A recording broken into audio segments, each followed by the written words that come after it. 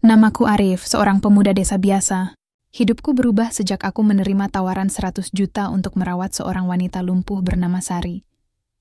Semakin lama aku bersamanya, semakin aku jatuh ke dalam dunia penuh rahasia dan luka. Tapi di balik semua ini, apakah aku benar-benar mencintainya? Atau hanya terjebak dalam godaan uang? Pagi di desa Purwasari selalu dimulai dengan suara ayam berkokok dan desir angin yang melewati rumpun bambu. Matahari belum sepenuhnya terbit, namun udara sudah dipenuhi aroma tanah basah dan daun pisang yang diguyur embun. Di sebuah rumah sederhana berdinding anyaman bambu, seorang pemuda bernama Arif sedang bersiap-siap untuk pergi ke sawah. Arif hidup bersama ibunya, seorang janda tua yang kesehatannya kian menurun. Ayah Arif meninggal saat ia masih kecil, sehingga sejak remaja ia terbiasa memikul tanggung jawab keluarga.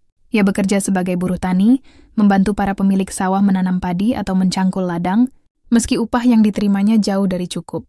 Setiap pagi, Arif bangun lebih awal untuk menyiapkan sarapan sederhana bagi ibunya. Biasanya hanya nasi dengan sayur bening atau tempe goreng seadanya. Namun meski sederhana, ia selalu berusaha menyajikannya dengan penuh kasih. "Bu, sarapan dulu ya?" ucap Arif sambil meletakkan piring di meja kecil dekat dipan tempat ibunya berbaring. Ibunya tersenyum lemah, mengangguk, lalu menatap Arif dengan mata berkaca-kaca. "Kamu jangan terlalu capek, Nak. Kerja dari pagi sampai sore, badanmu bisa sakit." Arif hanya tersenyum tipis, mencoba menutupi rasa letih yang kerap menyergapnya. "Arif kuat, Bu. Kalau Arif tidak kerja, kita makan apa?" Kata-kata itu sederhana namun penuh makna. Arif memang tidak punya pilihan selain terus bekerja. Meski lelah, ia tidak pernah mengeluh. Baginya, kebahagiaan ibunya adalah alasan untuk bertahan. Setelah berpamitan, Arif membawa cangkulnya dan berjalan melewati jalan setapak yang dipenuhi rerumputan liar. Langkahnya mantap meski sandal jepitnya sudah tipis. Di sepanjang jalan, ia menyapa para tetangga yang juga bersiap ke ladang. Semua orang mengenal Arif sebagai pemuda baik hati, meski hidupnya pas-pasan. Di sawah, Arif bekerja bersama beberapa buruh lain. Teriknya matahari tidak membuatnya berhenti.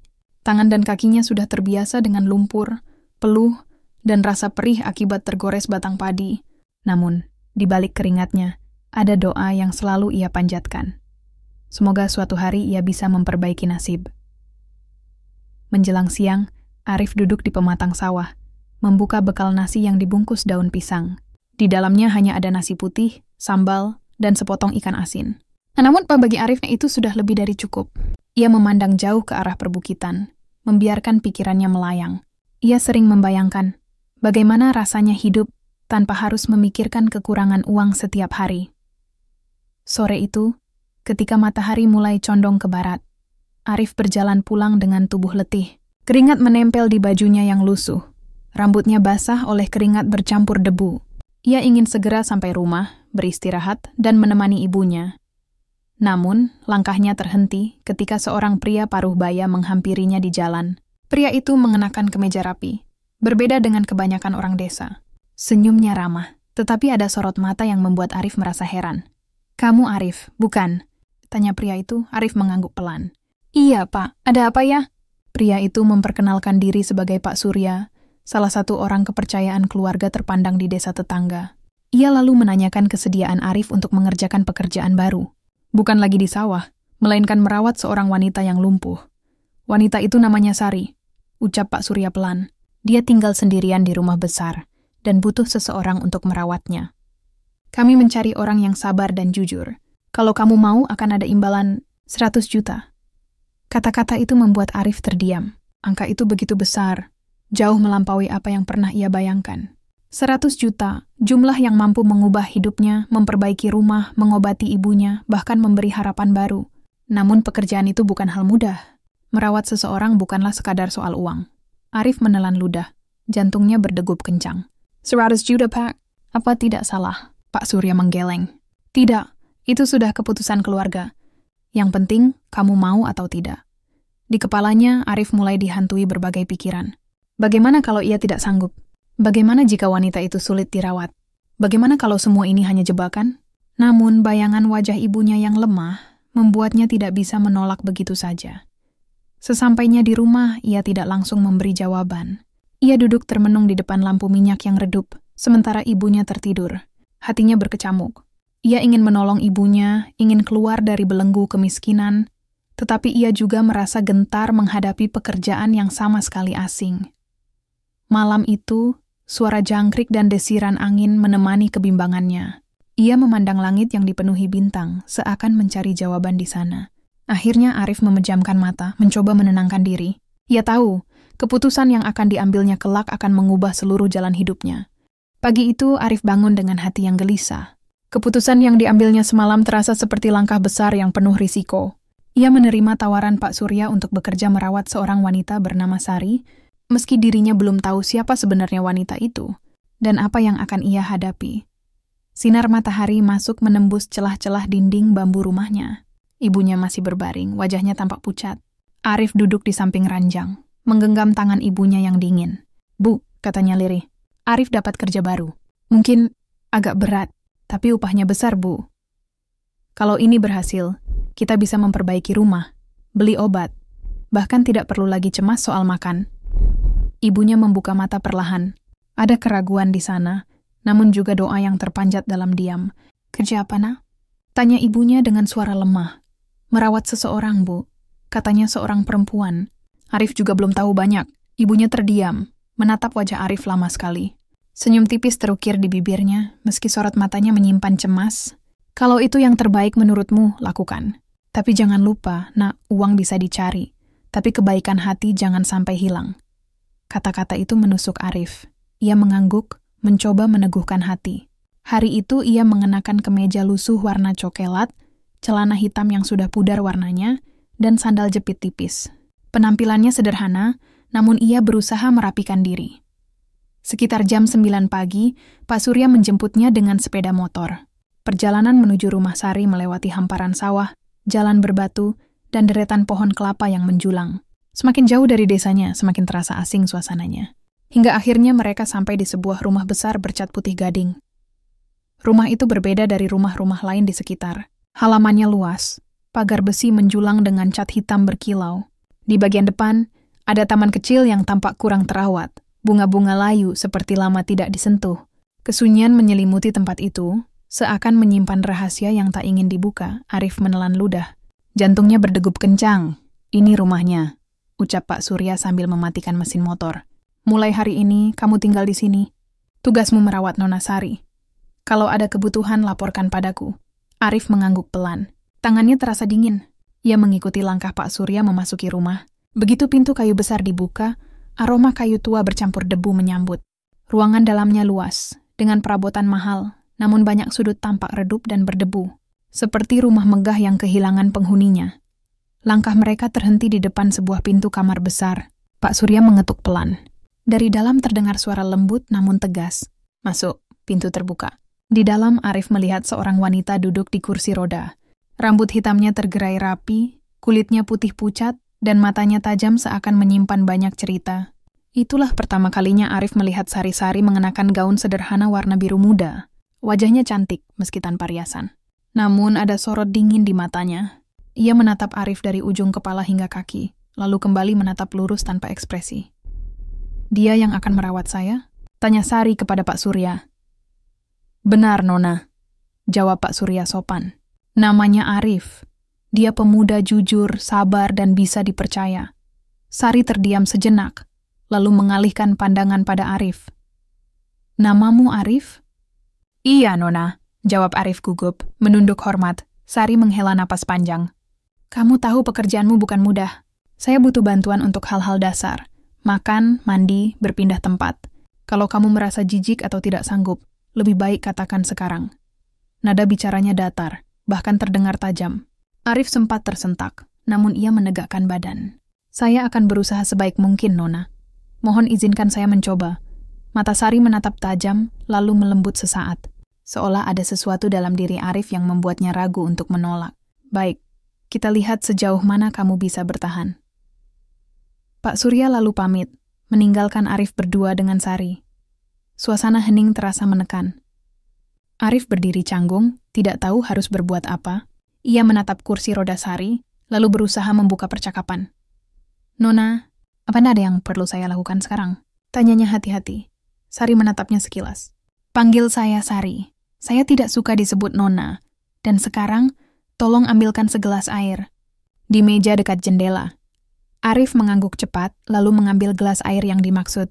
Ia menyerahkan dengan kedua tangan, dan Sari menerimanya dengan susah payah. Tangan Arif hampir refleks ingin membantu, tapi ia ragu. Kamu boleh membantu, asal jangan berlebihan, kata Sari tiba-tiba, seolah bisa membaca pikirannya. Arif tersenyum kaku. Baik Sari. Sejak saat itu, suasana menjadi semakin canggung. Sari lebih banyak diam, hanya sesekali memberi instruksi singkat.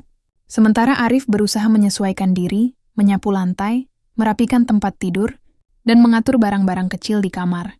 Menjelang sore, ketika cahaya matahari masuk melalui jendela besar, Arif sempat melihat Sari menatap keluar dengan mata sendu. Wajahnya yang dingin tiba-tiba terlihat rapuh. Namun begitu ia sadar sedang diperhatikan, ia kembali menegakkan kepala dan bersikap dingin. Hari pertama itu menjadi pengalaman yang tidak akan dilupakan Arif. Pertemuannya dengan Sari meninggalkan rasa aneh di hati.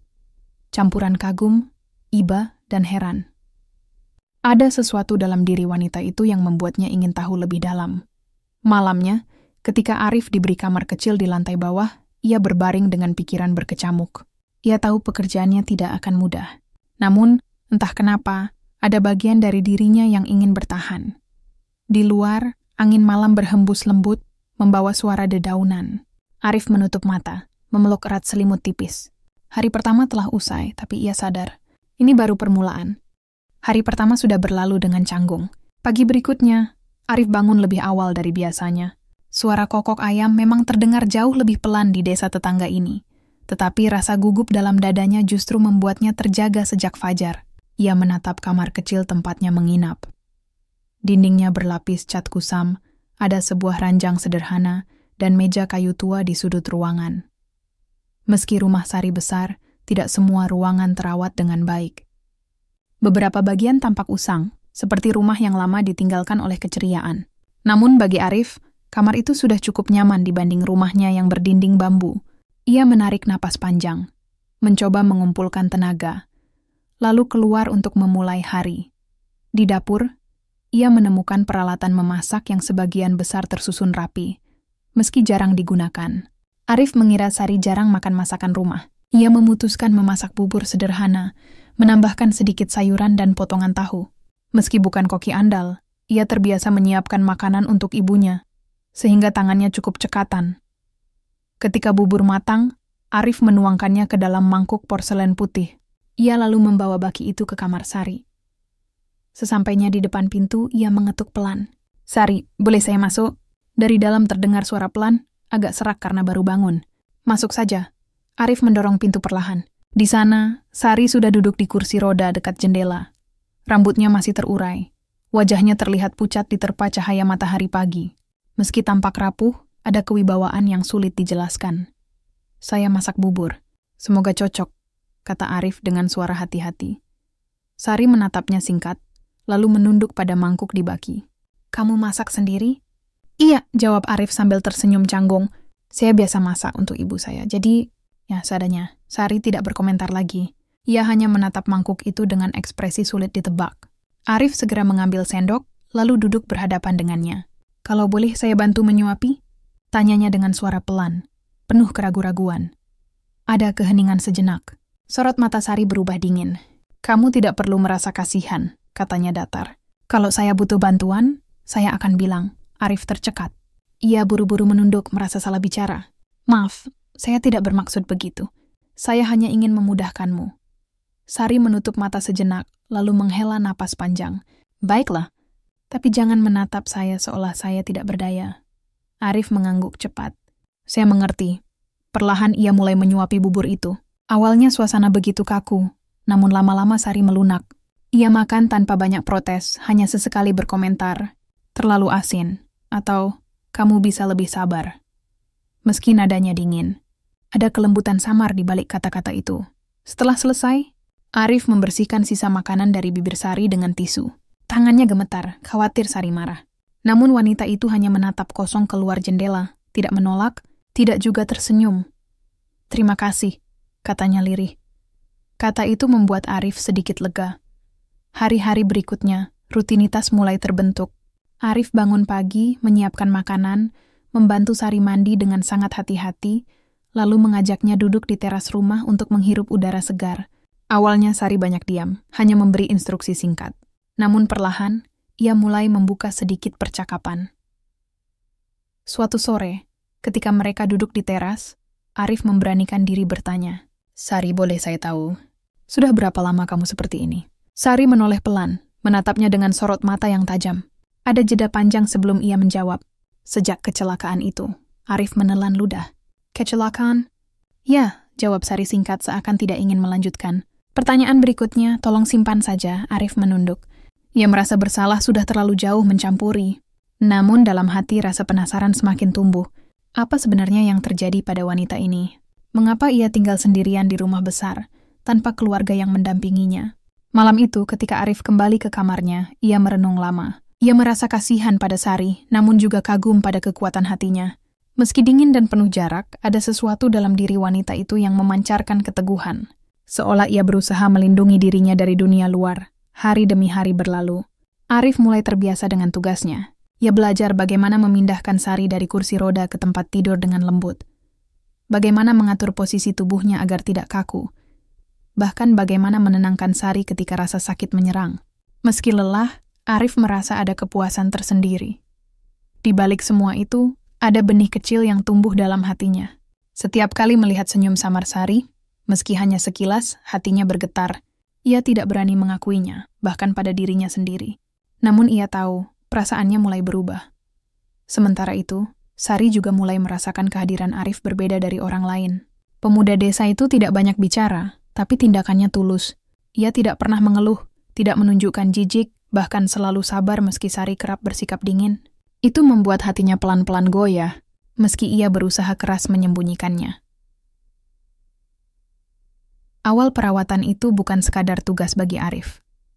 Itu adalah pintu menuju kisah yang akan mengubah seluruh hidupnya. Malam-malam panjang menunggu, dengan rahasia yang perlahan akan terungkap. Hari-hari berlalu seperti aliran sungai yang tenang, awalnya penuh kikuk, penuh jarak, namun perlahan-lahan hubungan antara aku dan Sari mulai berubah. Bukan berarti ia tiba-tiba menjadi ramah, tidak. Sari tetap dengan wajah datarnya, ucapannya singkat, dan sorot matanya yang seringkali tajam. Tapi ada momen-momen kecil yang membuatku yakin bahwa dinding es itu mulai retak. Pagi itu, aku sedang menyiapkan teh hangat di dapur. Tangan kiriku memegang teko, sementara tangan kanan mengaduk gula dengan sendok kayu. Biasanya, aku hanya membuatkan teh tanpa banyak tanya. Tapi kali ini, entah kenapa, aku merasa ingin tahu lebih banyak tentang kesukaan Sari. "Apa kamu lebih suka teh manis atau pahit?" Tanyaku sambil membawa nampan berisi cangkir ke ruang tamu, tempat ia duduk di kursi roda menatap jendela. Sari menoleh, keningnya berkerut seolah heran. "Kenapa tanya begitu? Semua orang suka teh manis." Aku tersenyum canggung. "Tapi siapa tahu kamu lebih suka pahit?" Ia menghela napas, lalu berkata pelan, "Kalau ada pilihan, aku lebih suka pahit." Aku terhenti, menatapnya tanpa sadar. Sari lalu menoleh padaku, tatapannya seakan ingin memastikan aku mengerti maksudnya. Aku buru-buru menunduk menyerahkan cangkir. "Baik, mulai besok aku buat teh pahit." Untuk pertama kalinya sejak aku mengenalnya, Sari tertawa kecil. Bukan tawa lebar, tapi semacam hembusan napas yang mengandung senyum samar. Aku hampir tidak percaya melihat bibirnya melengkung begitu. "Tidak perlu. Aku hanya bercanda," katanya. Aku ikut tersenyum. "Kalau begitu aku akan tetap sediakan keduanya. Nanti kamu bisa pilih." Hari itu aku merasa seperti berhasil membuka satu celah kecil di hatinya. Sore harinya, setelah selesai menyuapinya makan dan membersihkan kamar, aku mengajak Sari keluar ke halaman depan rumah. Dengan hati-hati, aku mendorong kursi rodanya melewati teras hingga ke taman kecil yang dipenuhi bunga-bunga yang setengah layu. Angin sore bertiup lembut, membawa aroma tanah dan dedaunan kering. "Sudah lama taman ini tidak dirawat ya?" tanyaku sambil memungut daun yang jatuh di dekat kakinya. Sari menatap bunga mawar yang setengah kering.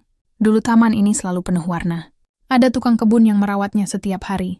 Sekarang, ia berhenti sejenak, suaranya melemah. Sekarang semua itu tinggal kenangan. Aku ingin bertanya lebih jauh, tapi kutahan. Aku belajar bahwa Sari tidak suka dipaksa menceritakan sesuatu. Jadi aku hanya berkata pelan, "Kalau kamu mau, aku bisa merawatnya sedikit-sedikit." Ia menoleh. menatapku lama. Ada sesuatu di matanya yang sulit kugambarkan. Perpaduan antara keraguan dan harapan. Kamu bisa menanam? Aku mengangguk. Tidak ahli, tapi aku terbiasa menanam padi. Merawat bunga mungkin tidak jauh berbeda. Butuh air, butuh tanah yang baik, dan butuh ketelatenan. Sari tersenyum samar lagi. Kalau begitu, coba saja. Siapa tahu taman ini bisa kembali hidup. Sejak hari itu, setiap sore aku menyiram bunga dan mencabut rumput liar di taman. Sari sering mengawasiku dari kursi roda. Kadang ia memberi komentar singkat. Itu jangan dicabut, itu bukan rumput liar. Kadang ia hanya diam, menatapku dengan mata sendu. Aku merasa ada kehangatan baru dalam hubungan kami. Kehangatan yang lahir dari hal-hal sederhana. Suatu malam, ketika aku sedang membereskan buku-buku di rak kamarnya, aku menemukan sebuah buku catatan dengan sampul biru. Aku tidak berniat membukanya. Tapi saat aku hendak meletakkannya, sebuah foto jatuh dari dalamnya. Foto itu memperlihatkan Sari yang tersenyum lebar bersama seorang pria berjas rapi. Wajahnya tampan, terlihat percaya diri. Aku terdiam cukup lama. Hati ini terasa aneh. Entah kenapa ada sedikit perasaan tak nyaman. Belum sempat aku memasukkan foto itu kembali, Sari tiba-tiba bersuara. Kamu menemukan apa? Aku terlonjak, buru-buru menoleh. Ia menatapku tajam dari kursi rodanya. Aku merasa bersalah meski tidak sengaja. Maaf, aku tidak sengaja. Ini terjatuh dari buku. Ucapku gugup sambil menyodorkan foto itu. Sari mengambilnya dengan tangan bergetar. Tatapannya melembut, tapi juga penuh luka. Itu masa lalu, katanya lirih. Aku tidak berani bertanya lebih jauh. Suasana hening cukup lama, hanya terdengar detak jam dinding. Dia mantan suamiku, lanjut Sari tiba-tiba. Suaranya dingin tapi jelas. Dia pergi setelah kecelakaan. Katanya, dia tidak sanggup hidup dengan wanita cacat. Aku tertegun. Kata-kata itu seperti pisau yang menusuk jantungku. Aku bisa membayangkan betapa hancurnya hati Sari saat ditinggalkan. Aku menunduk dalam, berusaha menahan emosi. Maaf Nas, aku tidak seharusnya tahu. Sari menatapku lama. Tidak apa-apa. Lagi pula cepat atau lambat kamu akan mendengarnya dari orang lain. Malam itu aku tidur dengan pikiran yang kalut. Hatinya ternyata menyimpan luka dalam. Luka yang mungkin tak pernah sembuh. Aku semakin paham mengapa ia membangun dinding tebal di sekeliling dirinya. Namun, di balik semua itu, aku juga merasa semakin dekat dengannya. Aku ingin membuatnya percaya lagi, meski aku tahu itu tidak mudah. Hari-hari berikutnya, keakraban kecil semakin tumbuh. Sari mulai berani bercanda tipis. Mulai mau mendengarkan ceritaku tentang ibuku. Bahkan sesekali ia bertanya tentang kehidupanku di desa. Meski ia tidak banyak tertawa, setidaknya wajahnya tidak lagi selalu muram. Dan aku mulai menyadari sesuatu yang berbahaya. Hatiku berdebar setiap kali melihat senyumnya. Meski samar, ada rasa hangat yang tumbuh setiap kali ia memanggil namaku dengan nada lebih lembut. Aku tahu aku seharusnya hanya seorang perawat baginya.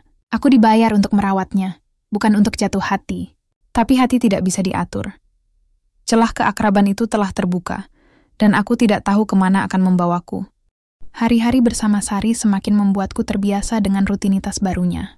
Setiap pagi aku menyiapkan makanan, mengajaknya ke teras untuk menghirup udara segar, lalu membantunya melakukan latihan ringan agar tubuhnya tidak semakin kaku. Sore aku menyiram taman, malam aku membereskan kamar, atau sekadar duduk di ruang tamu menemaninya menonton televisi.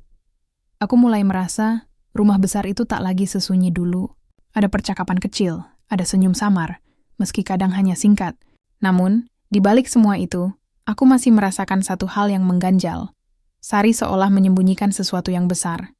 Suatu siang, ketika aku sedang membersihkan ruang belakang yang jarang dipakai, aku menemukan sebuah lemari kayu tua. Pintu lemari itu tidak terkunci. Aku sempat ragu untuk membukanya, tapi rasa ingin tahu mengalahkan. Pelan-pelan aku menarik pintunya.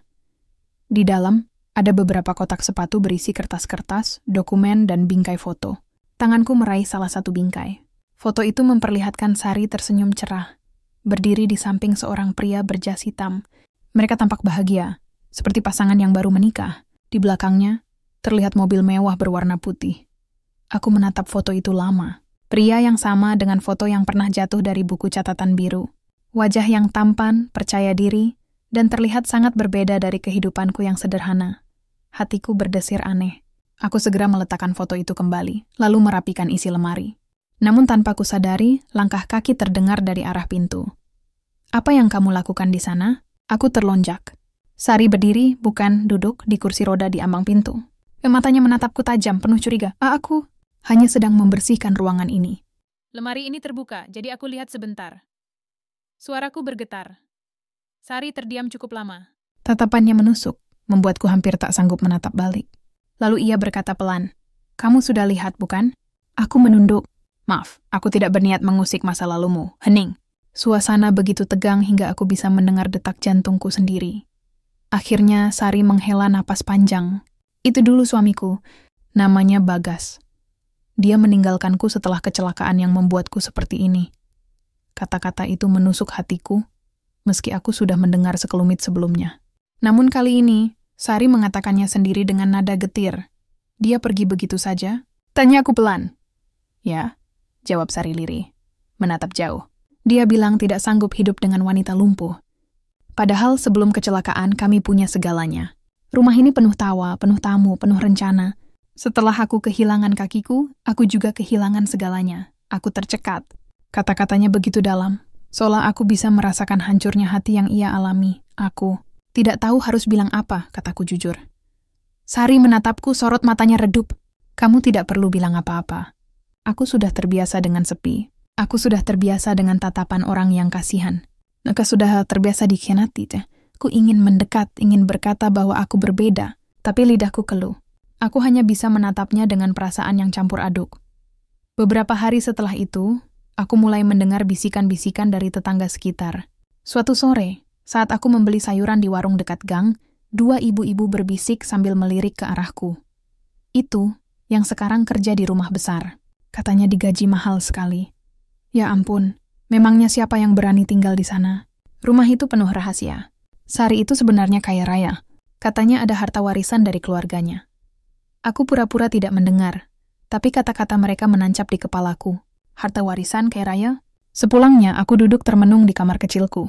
Pikiranku kacau. Aku mengingat kembali tawaran 100 juta yang diberikan Pak Surya. Mengapa jumlahnya sebesar itu? Apa benar semua ini ada kaitannya dengan harta Sari? Aku tidak bisa tidur malam itu. Bayangan wajah Sari, tatapan matanya yang penuh luka, bercampur dengan bisikan gosip tentang kekayaannya. Aku merasa terjebak di antara dua perasaan, kagum dan iba pada Sari, serta kecurigaan tentang kebenaran di balik kehidupannya. Beberapa hari kemudian, kesempatan lain datang tanpa sengaja. Aku sedang membantu Sari mengambil buku dari laci meja kerjanya. Saat laci itu terbuka, kulihat segepok kertas dengan cap notaris. Sebelum aku sempat menahan diri, mataku menangkap tulisan di halaman depan. Surat warisan. Aku segera menunduk, pura-pura tidak melihat. Namun, Sari rupanya menyadari arah tatapanku. Ia mengambil kertas itu dengan cepat, lalu menutup laci keras-keras. Tatapannya dingin menusukku. "Kamu tahu terlalu banyak." Aku tercekat, keringat dingin mengalir di pelipis. "Maaf, aku benar-benar tidak sengaja. Aku tidak akan cerita ke siapapun." Hening. Suasana di kamar itu terasa menyesakan. Lalu dengan suara lirih, Sari berkata, "Aku memang pewaris harta yang besar, tapi apa gunanya semua itu kalau aku tidak punya orang yang bisa kupercaya? Semua orang yang mendekat hanya ingin uangku, bahkan orang yang pernah kucintai meninggalkanku." Kata-kata itu mengguncang hatiku. Aku menatapnya, mencoba menunjukkan kesungguhan. "Aku bukan seperti itu, Sari. Aku di sini karena aku ingin membantu. Uang memang penting, tapi aku terhenti. Tidak berani melanjutkan kalimat yang hampir keluar. Aku mulai menyukaimu." Sari menatapku lama, matanya berkilat. "Kalau benar, buktikan." Lalu ia membalikkan kursi rodanya, meninggalkanku dengan hati yang semakin bergejolak. Malam itu aku tidak bisa tidur. Rahasia besar sudah tersingkap. Sari bukan hanya wanita yang ditinggalkan, bukan hanya korban kecelakaan, tapi juga pewaris kekayaan besar. Dan aku hanyalah seorang pemuda desa miskin yang sedang dibayar untuk merawatnya. Pertanyaannya kini membelit pikiranku. Apakah perasaan yang mulai tumbuh ini murni karena aku menyukainya? Atau diam-diam aku juga tergoda oleh bayangan harta yang begitu besar? Aku menutup mata, menenggelamkan diri dalam kegelapan. Namun, semakin aku mencoba mengabaikan, semakin jelas satu hal. Aku terjebak dalam kisah yang jauh lebih rumit dari yang pernah kubayangkan. Sejak rahasia tentang warisan itu terbongkar, aku mulai melihat Sari dengan cara yang berbeda. Bukan berarti rasa kagumku berkurang, justru sebaliknya. Namun di dalam hati ada perasaan aneh yang terus mengusikku. Setiap kali aku menatap wajahnya yang teduh, aku merasakan kehangatan yang jujur. Tapi di sisi lain, aku juga tidak bisa membohongi diriku sendiri. Bayangan tentang kekayaan yang ia miliki terus menghantui pikiranku. Pagi itu, aku membantu Sari keluar ke taman. Udara segar mengalir lembut. Burung-burung berkicau di dahan mangga yang rindang. Aku mendorong kursi rodanya perlahan, lalu menghentikannya di bawah pohon kamboja yang bunganya berguguran. Harumnya enak sekali, kata Sari sambil memejamkan mata. Aku menatapnya lama, melihat bibirnya yang tersungging tipis, wajahnya yang diterpa cahaya matahari pagi. Ada keindahan yang sederhana namun sulit kujelaskan. Sari, suaraku nyaris berbisik. Ia membuka mata, menoleh ke arahku. Ada apa, Arif? Aku menggeleng, buru-buru menunduk. Tidak ada. Aku hanya ingin bilang, kamu terlihat bahagia hari ini. Sari tersenyum samar. Bahagia itu sederhana, Arif. Kadang hanya perlu ada orang yang benar-benar tulus di samping kita. Kata-katanya menusuk hati. Aku ingin berkata bahwa aku bisa menjadi orang itu. Tapi sebelum bibirku sempat bergerak, suara langkah tergesa-gesa terdengar dari arah pagar. Ternyata Pak Surya datang. Wajahnya tampak lebih serius dari biasanya. Ada apa, Pak? Tanyaku. Pak Surya menatap Sari sejenak, lalu beralih padaku. Boleh kita bicara berdua? Aku menoleh ke Sari, meminta izin. Ia hanya mengangguk pelan. Meski tatapan matanya terlihat curiga, aku pun melangkah menjauh bersama Pak Surya, ke sisi rumah yang agak tersembunyi. Arif, kamu sudah tahu sebagian, bukan? Suara Pak Surya rendah. Aku terdiam, mencoba menyembunyikan keterkejutanku. Maksud Bapak? Jangan pura-pura.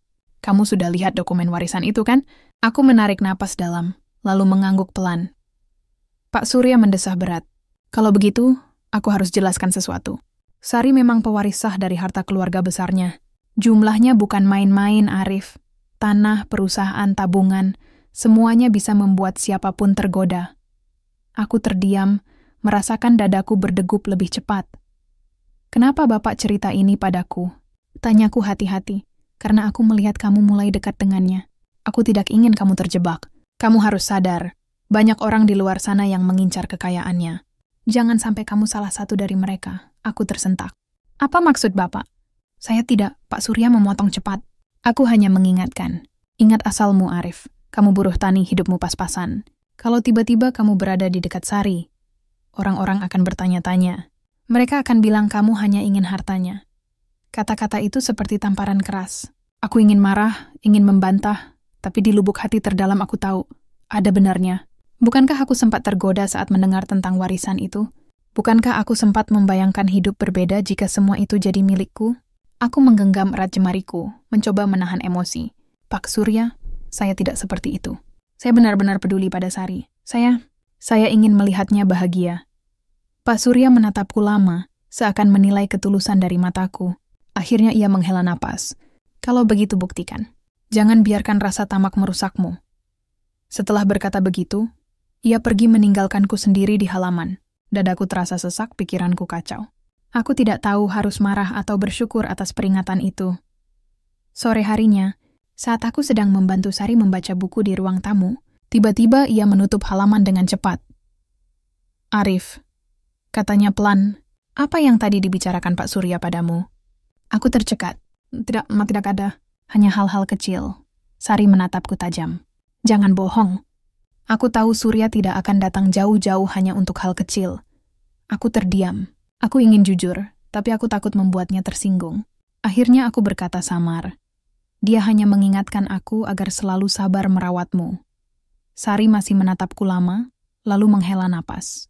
Arif, aku tidak suka kalau orang menyembunyikan sesuatu dariku. Aku sudah terlalu sering dibohongi. Aku terdiam, merasakan hatiku perih mendengar kalimat itu. Malam itu, saat aku berbaring di kamar kecil di rumah besar itu, aku tidak bisa tidur. Kata-kata Pak Surya bergema di telingaku. Kata-kata Sari pun menghantui. Aku merasa terjebak dalam pusaran perasaan yang rumit. Di satu sisi, aku ingin melindungi Sari, ingin menemaninya dengan tulus. Di sisi lain, bayangan tentang uang 100 juta itu, tentang harta warisan, terus datang menghantui. Lalu aku bertanya pada diriku sendiri, apakah aku benar-benar mencintai Sari?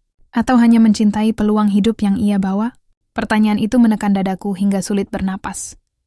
Beberapa hari setelahnya, Gosip tentangku semakin kencang di desa. Saat aku pulang menjenguk ibu, beberapa tetangga menatapku dengan sinis. Aku mendengar bisikan, "Itu Arif, sekarang kerja di rumah janda kaya. Pasti ada maunya." Ya, siapa tahu sebentar lagi dia jadi tuan rumah di sana. Aku menggenggam jemari ibuku erat, mencoba menahan malu dan sakit hati. Ibuku hanya menatapku dengan wajah penuh tanya. "Arif, benar yang mereka bilang?" Aku menelan ludah. "Tidak, Bu, Arif hanya bekerja. Tidak lebih." Tapi bahkan pada ibuku sendiri, aku merasa seperti sedang berbohong. Karena jauh di dalam hati, aku tahu ada benih cinta yang mulai tumbuh. Malam berikutnya, aku duduk bersama Sari di teras. Bulan bundar menggantung di langit, angin malam berhembus pelan. Kami terdiam cukup lama, sampai akhirnya Sari berkata lirih, "Arif, kalau suatu hari aku tidak punya apa-apa, apakah kamu masih mau di sisiku?" Pertanyaan itu menusuk langsung ke dadaku. Aku menoleh, menatap wajahnya yang setengah diterangi cahaya bulan. Ia tampak rapuh, seakan menunggu jawaban yang bisa mengubah segalanya. Aku ingin menjawab, "Ya, tentu saja." Namun lidahku keluh. Aku takut jawabanku terdengar palsu, seolah aku sedang memaksakan diri. Akhirnya aku hanya berkata, "Sari, jangan berpikir seperti itu. Kamu masih punya banyak hal berharga." Ia menunduk, tersenyum getir. "Jawabanmu tidak jelas, Arif." Dan di malam itu, aku menyadari satu hal.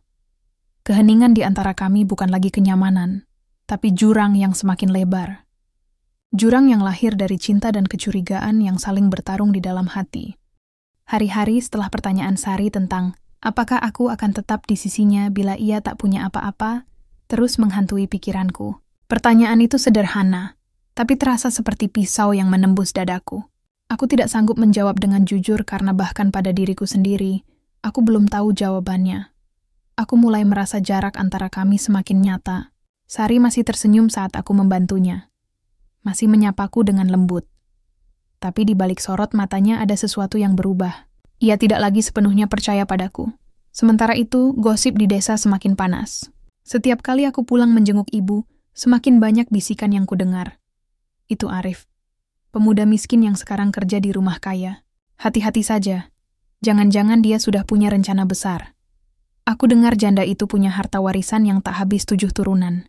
Kalau Arif pintar, bisa saja dia menikah dengannya. Aku menunduk setiap kali mendengar omongan itu. Aku benci, tapi tidak bisa menutup telinga.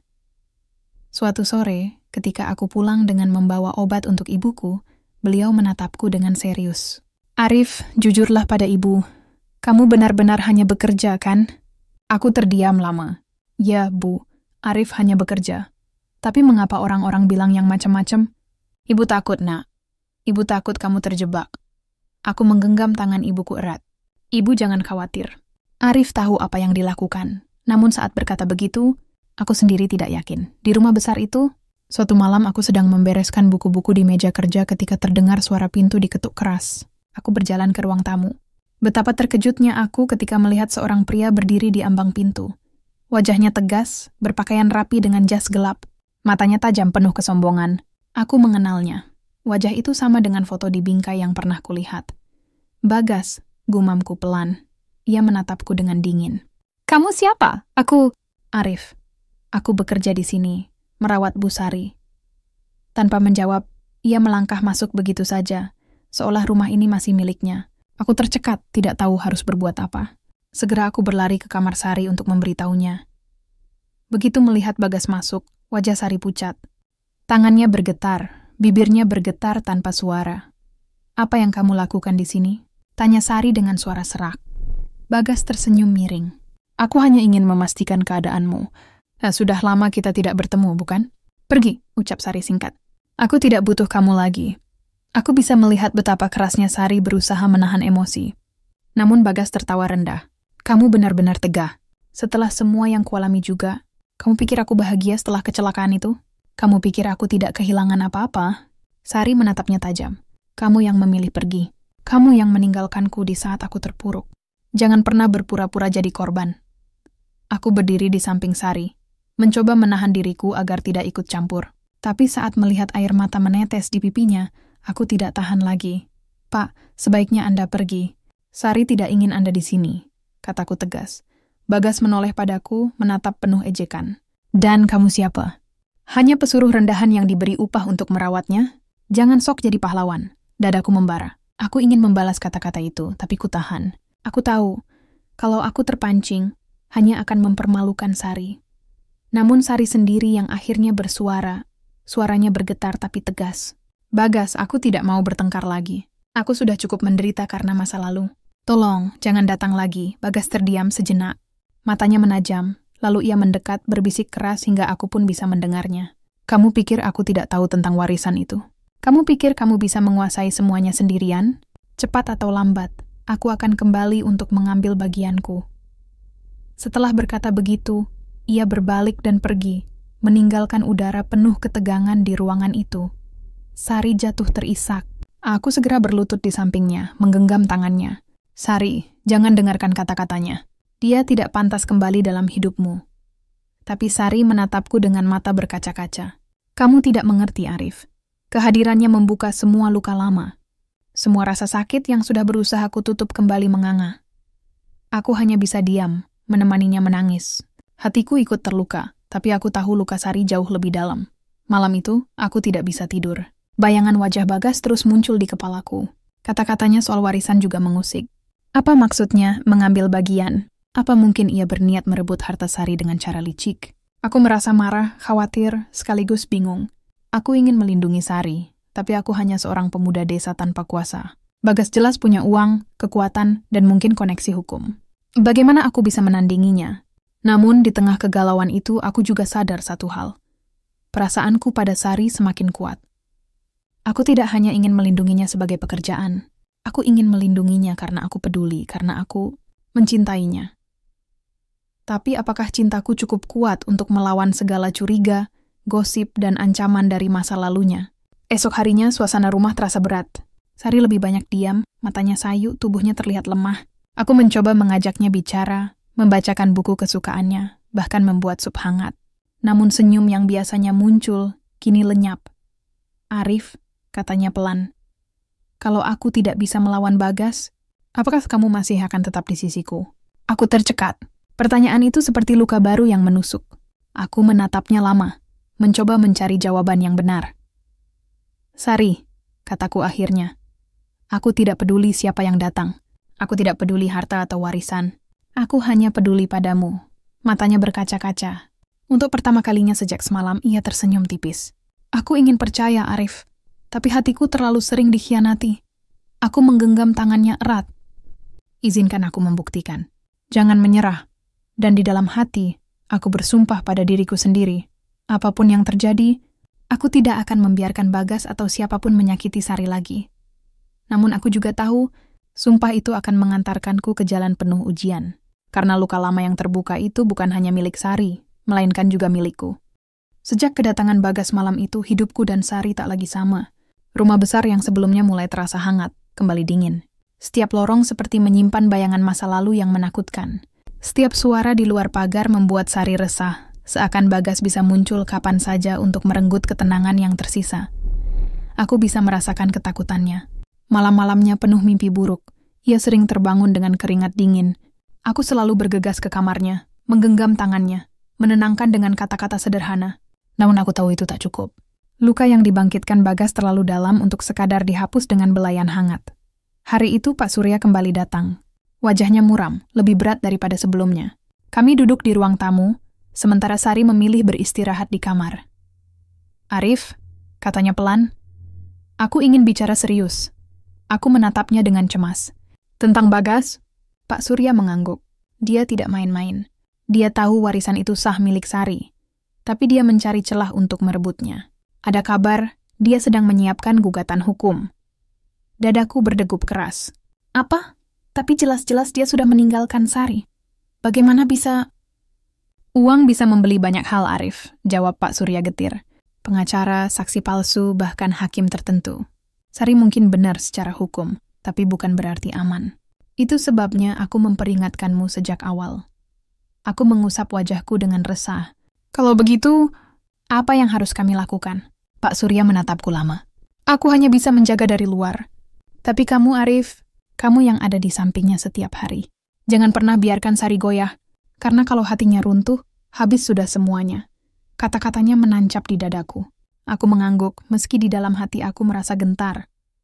Sore itu, aku mendampingi Sari di teras. Ia tampak lelah, tatapannya kosong menatap jalanan sepi. Sari, kataku pelan. Aku dengar Bagas akan menggugat, tapi jangan takut. Kita bisa hadapi. Ia menoleh, senyumnya pahit. Kamu bicara seolah itu mudah.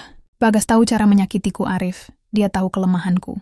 Dia pernah jadi bagian dari hidupku, dan itu membuatnya lebih berbahaya daripada siapapun. Aku terdiam, lalu menggenggam tangannya. Aku tidak akan pergi. Aku janji akan tetap di sisimu. Namun, Sari menatapku lama, dengan sorot mata yang tajam tapi rapuh. Tapi bisakah aku benar-benar percaya padamu, Arif? Bukankah kamu juga datang karena uang? Bukankah awalnya kamu menerima pekerjaan ini karena bayaran besar? Pertanyaannya menghantamku keras. Lidahku keluh. Aku ingin berkata bahwa perasaanku padanya sudah melampaui itu, tapi ia tidak salah. Awalnya aku memang menerima karena uang. Bahkan hingga kini, bayangan tentang 100 juta itu masih menghantui. Aku menunduk, suara lirih keluar dari bibirku. Aku tidak bisa memungkiri itu, Sari. Ya, awalnya aku datang karena uang. Tapi sekarang alasannya berbeda. Sari menarik tangannya perlahan dari genggamanku. Bagaimana aku bisa yakin, Arif?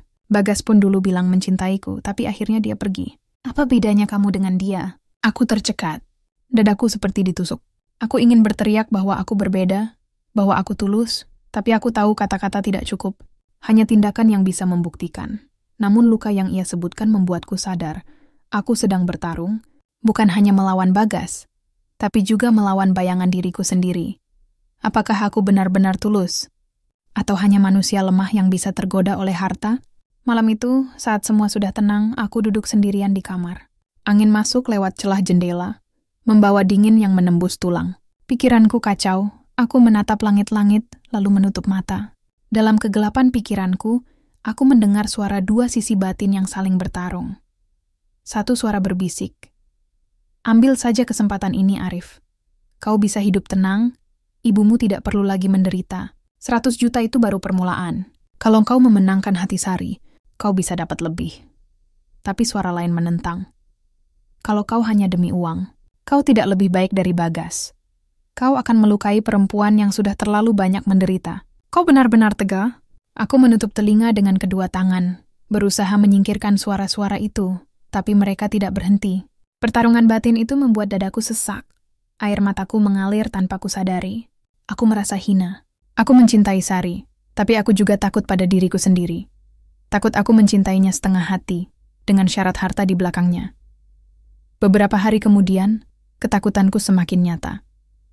Bagas benar-benar datang lagi, kali ini dengan seorang pria berkemeja putih rapi membawa map tebal.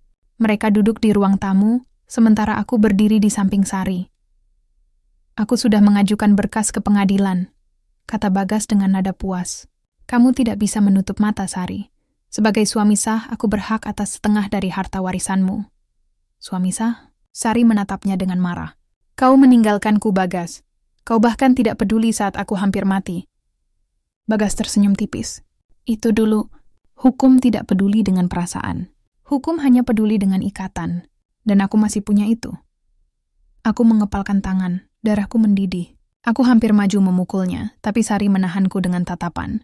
Ia tidak ingin masalah makin rumit. Bagas menoleh padaku, menatap dengan senyum sinis. Dan kau, Arif, apa kau pikir bisa menjadi pahlawan? Kau hanya boneka yang diberi upah. Jangan bermimpi terlalu tinggi. Aku merasakan tubuhku bergetar, antara amarah dan rasa hina. Tapi kali ini aku menatap balik dengan mantap. Aku mungkin bukan siapa-siapa, tapi aku tidak akan membiarkanmu menyakiti Sari lagi. Bagas tertawa kecil. Kita lihat nanti. Ia pun pergi, meninggalkan rumah dalam suasana yang semakin tegang. Sari menangis terisak, memeluk wajahnya dengan kedua tangan. Aku memeluk bahunya, mencoba menenangkannya. Tapi di dalam diriku sendiri, badai masih berkecamuk. Aku tahu aku sedang berdiri di persimpangan, antara cinta tulus atau godaan harta. Antara menjadi pelindung atau pengkhianat. Dan malam itu, aku menyadari, pertarungan batin ini belum selesai. Justru baru saja dimulai. Sejak Bagas mengguncang rumah dengan ancaman hukum, hari-hari yang kami jalani berubah semakin mencekam.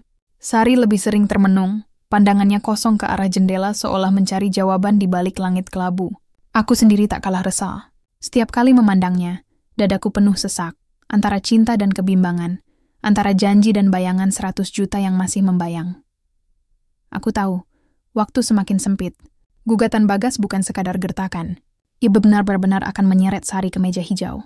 Dan aku, sebagai seseorang yang berdiri di sisinya, harus menentukan pilihan. Apakah aku benar-benar berada di sini karena tulus? Atau karena uang? Sore itu aku pulang sebentar ke rumah ibu.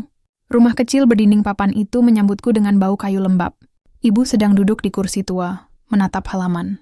Wajahnya semakin renta, keriputnya semakin jelas, namun senyumnya tetap sama hangat. "Arif," katanya begitu melihatku, "kau kelihatan capek. Ada apa, nak?" Aku duduk di sampingnya. Entah kenapa, semua beban yang kupendam langsung mendesak keluar. Aku bingung. Aku dapat pekerjaan merawat seorang perempuan. Sari namanya. Dia baik, tapi hidupnya penuh masalah. Ada mantan suaminya yang ingin merebut harta warisan, dan aku terjebak di antara semuanya. Ibu menatapku dengan lembut. "Lalu, apa yang membuatmu bingung?" Aku menunduk. Aku sayang padanya, Bu. Tapi aku juga takut kalau rasa sayangku ini bercampur dengan uang. Awalnya aku memang menerima karena bayaran besar. 100 juta. Bagaimana kalau selama ini aku hanya menipu diriku sendiri? Bagaimana kalau aku sebenarnya sama saja dengan laki-laki yang meninggalkannya? Ibu terdiam sejenak. Lalu tangannya yang keriput mengelus pundakku. "Arif, hidup selalu menuntut kita memilih. Tapi satu hal yang harus kau ingat. Uang bisa habis. Tapi luka yang ditinggalkan oleh pengkhianatan akan membekas seumur hidup. Kalau kau benar-benar sayang padanya, buktikan dengan perbuatan, bukan sekadar kata-kata." Aku menatap ibu dengan mata berkaca-kaca. Kata-katanya sederhana, tapi menghantam tepat di hatiku. "Jangan biarkan dirimu jadi laki-laki yang meninggalkan, Arif. Jadilah laki-laki yang bertahan, meski dunia menertawakanmu." Aku mengangguk pelan, merasakan air mata jatuh. Untuk pertama kalinya, aku merasa ada cahaya kecil di tengah kebingungan. Malam itu aku kembali ke rumah besar. Sari sudah di kamarnya, tampak lelah setelah seharian diburu rasa cemas. Aku masuk pelan, duduk di kursi di samping ranjangnya. "Arif," katanya lirih. Aku takut. Aku menggenggam tangannya. Aku tahu. "Tapi aku ada di sini, Bagas." Dia tidak akan berhenti sampai aku kehilangan segalanya. Suaranya bergetar. Aku sudah muak dengan semua ini. Kenapa dia selalu kembali menghantui hidupku? Kenapa aku tidak bisa bebas darinya? Aku menatap matanya yang basah. "Sari, dengarkan aku. Aku mungkin bukan orang kaya, aku bukan siapa-siapa. Tapi aku berjanji tidak akan pergi. Aku akan melawan bersama kamu." Ia terdiam, menatapku lama, seolah ingin menemukan kebenaran di balik kata-kataku. "Arif," katanya akhirnya, "aku hanya butuh satu hal. Jangan pernah tinggalkan aku. Jangan seperti Bagas." Aku mengangguk, suaraku mantap meski dadaku bergetar. "Aku tidak akan meninggalkanmu. Aku bersumpah." Beberapa hari kemudian, sidang pertama digelar di pengadilan kabupaten. Aku ikut mendampingi Sari bersama Pak Surya. Gedung besar itu penuh orang dengan wajah tegang. Suasana menekan, bau kertas dan tinta bercampur dengan aroma kopi basi dari sudut ruangan. Bagas masuk dengan jas rapi, wajahnya penuh percaya diri. Di sampingnya seorang pengacara dengan senyum tipis yang membuatku muak. Ia menatap Sari, lalu sekilas menoleh ke arahku dengan tatapan meremehkan. Sari tampak pucat, tapi ia berusaha tegar. Aku duduk di sampingnya, memegang tangannya erat-erat. Saat itu aku benar-benar sadar. Aku tidak lagi peduli pada 100 juta. Yang kupedulikan hanyalah ia tidak runtuh, ia tidak merasa sendirian. Hakim memulai sidang, membacakan berkas perkara. Kata-kata hukum berderet panjang, membuat kepalaku pening. Tapi intinya jelas. Bagas menuntut hak atas setengah warisan dengan dalih masih berstatus suami sah. Sari gemetar, lalu menoleh padaku. Aku menggenggam tangannya lebih erat. "Tenang, aku ada di sini," bisikku.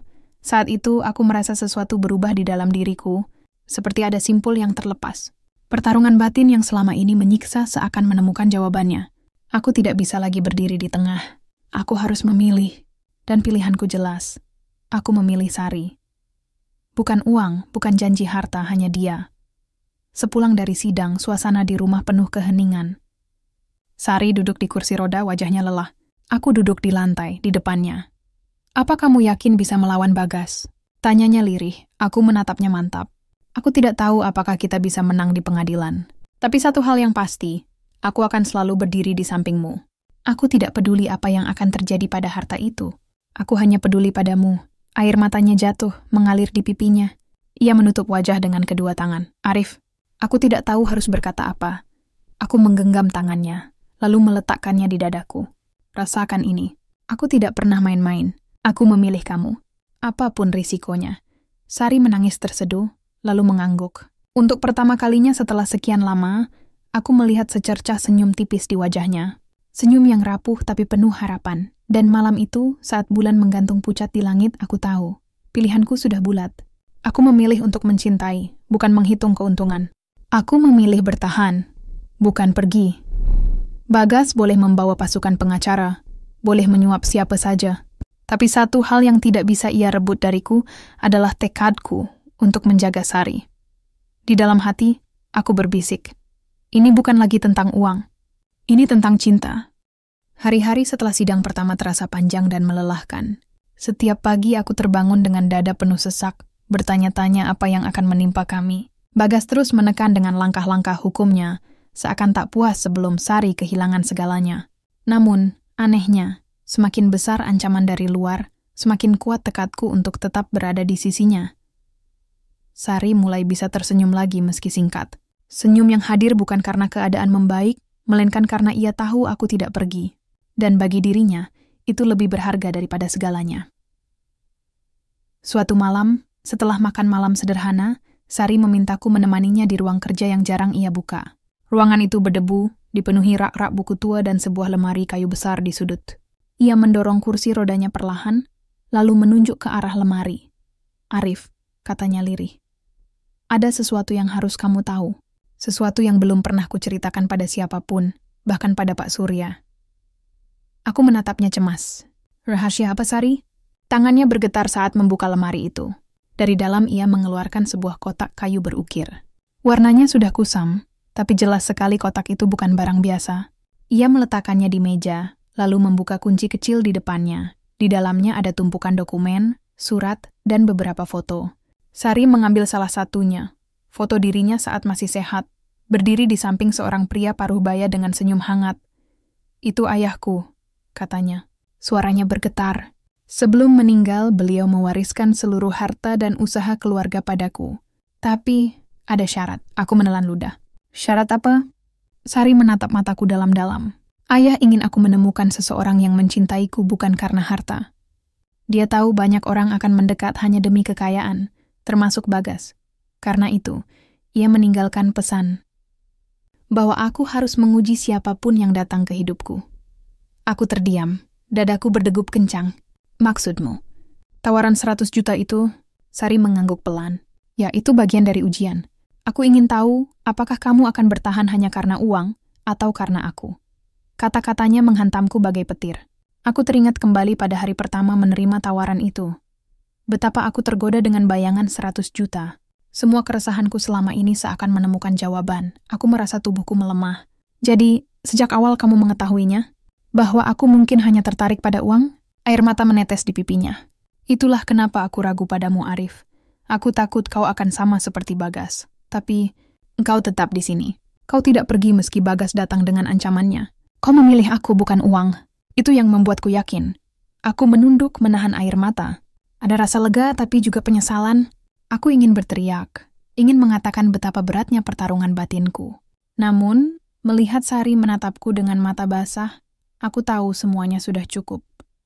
Beberapa minggu kemudian, sidang putusan digelar. Ruangan pengadilan penuh dengan tegangnya suasana. Bagas duduk dengan senyum penuh kemenangan, yakin akan meraih setengah harta. Namun, hakim membaca putusan dengan suara lantang. Berdasarkan bukti dan saksi yang diajukan, penggugat tidak berhak atas harta warisan almarhum ayah tergugat. Karena pernikahan penggugat dan tergugat terbukti tidak sah secara administratif sejak kecelakaan terjadi. Dengan demikian, gugatan ditolak. Bagas terpaku, wajahnya memerah. Pengacaranya terlihat panik, sementara suara ketukan palu hakim menggema menandai akhir sidang. Sari menunduk, air matanya jatuh, tapi kali ini air mata lega. Aku menggenggam tangannya erat, dan ia membalas genggamanku. Bagas sempat mendekat, wajahnya penuh kebencian. Ini belum berakhir, Sari. Aku akan kembali. Aku berdiri menghadangnya, menatap tajam. Kau sudah kalah, Bagas. Jangan kembali lagi. Karena jika kau berani, aku akan ada di sini. Ia menatapku dengan marah, lalu berbalik pergi. Suaranya hilang di telan keramaian. Sepulang dari pengadilan, rumah besar itu terasa berbeda. Tidak lagi dipenuhi bayangan ketakutan, tapi cahaya baru yang pelan-pelan masuk. Sore itu, aku dan Sari duduk di teras, ditemani semilir angin dan cahaya senja yang hangat. Arif, katanya lembut, aku ingin mengucapkan terima kasih. Tanpamu, mungkin aku sudah menyerah sejak lama. Aku tersenyum, menatapnya. Aku yang seharusnya berterima kasih. Kamu membuatku sadar. Cinta sejati bukan soal uang atau harta, tapi tentang bertahan, tentang memilih untuk tidak pergi. Ia menatapku dengan mata berkilau. Lalu sekarang, apa pilihanmu? Aku menarik napas panjang, lalu menggenggam tangannya erat. Aku memilih kamu, Sari. Apapun yang terjadi, aku memilih untuk tetap di sisimu. Air matanya jatuh lagi, tapi kali ini bercampur senyum. Senyum yang begitu tulus, begitu indah, hingga menghapus semua luka yang pernah ada. Malam itu, aku duduk sendirian di halaman, menatap langit penuh bintang. Aku teringat pada kata-kata ibu. Jadilah laki-laki yang bertahan, meski dunia menertawakanmu. Kini aku tahu, itulah yang telah kupilih. Aku mungkin hanya pemuda desa biasa, seorang buruh tani yang hidup sederhana. Tapi aku memiliki sesuatu yang tidak bisa dibeli dengan uang. Hati yang memilih untuk mencinta tanpa syarat. Dan di dalam hati, aku berbisik lirih. 100 juta itu tak pernah berarti apa-apa. Yang berarti hanyalah satu hal, aku mencintai Sari, sepenuh jiwa,